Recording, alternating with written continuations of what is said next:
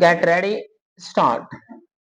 Sir, food program has been the greatest worry of our life during the last 10 years and unfortunately efforts for its solution seem always to have gone away. In the present state of price index, the imposition of excise duties or their increase on essential commodities has an adverse effect on the common man.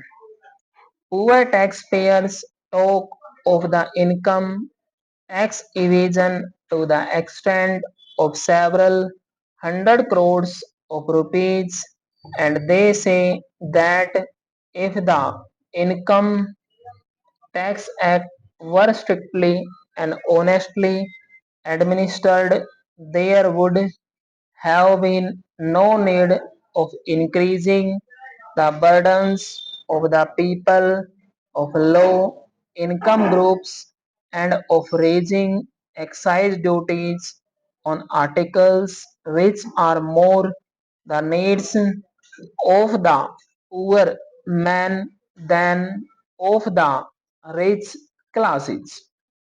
The common man has, however, been found to be a passive victim of the taxation policy of the government.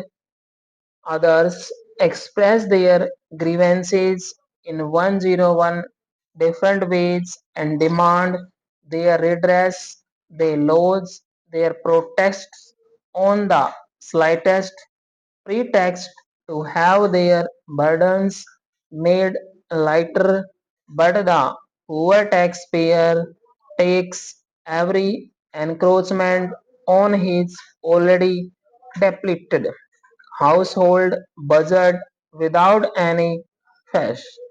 And there is no denying the fact that indirect taxation has been increasing year by year and has been causing a great hardship to the families of low income groups. Moreover, sir, excise duties rope in all the people, good, bad, or indifferent. By this, I mean to say that whether the people have been benefited by the plan outlay of about rupees 900 crores a year or not, whether they have remained unaffected by the development schemes or whether their finances have worsened as a result of any such schemes, all have to pay the duty imposed along with the middleman's profits, whatever he may be disposed to charge. The Honorable Minister is said to have stated that the effect of his taxation proposals on the common man would be very marginal and the traders' present margin of profits should absorb much of the increase. He is said to have made a similar statement on another occasion also, but I am sorry to say that this is contrary to what actually happens. Most traders will not only pass on the whole of the tax to the consumer but will also raise the prices sufficiently high so as to make additional profits in the bargain which they will make. It will therefore be well for the Honorable Minister to take from the very beginning all necessary steps to prevent traders from exploiting the consumers. The directive should be sent round right now and sufficient publicity given to it so that the ignorant masses may not be asked to pay more than the correct prices. The prices are already soaring high at the ceiling level, and effective steps should be taken to check further rise lest the whole structure of economy should be shaken to the core. In addition to the fair price soaps for food grains, there should be fair price soaps for other articles of merchandise also, like clothes, so as to stabilize prices and have them placed at a reasonable level.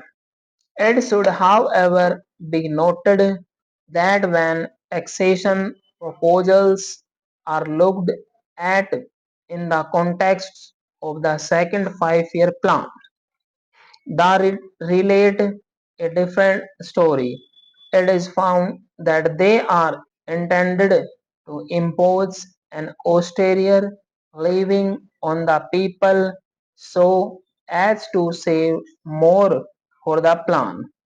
It is said that excise duty have been directed towards limiting consumption of the lower middle classes and the masses more as a measure to check inflation rather than for the purpose of augmenting revenue. The Honorable Minister once stated that the duty on sugar had been deliberately raised because he wanted stop. He said, I would like to freeze it at more or less the present level unless it be that as income goes up in certain sectors they want to pay the price. The finance minister's anxiety to freeze the consumption in the absence of sufficient quantities of consumer goods to go round that section of the people whose purchasing power is increasing as a result of the plan outlay of about rupees 900 crores a year is quite understandable. Our administrative machinery is not sufficiently competent and efficient for complete control and unless the production of consumer goods is commensurate with the investment in the country. The inflationary pressure will persist and prices will rise. When the mills and factories which are being established in the earlier years of the plan go into production, there will be plenty of consumer goods to absorb the surplus money in the hands of the people, and the need of price control by means of the imposition of excise duties will come to an end. It is hoped that the minister will reduce these duties at that time.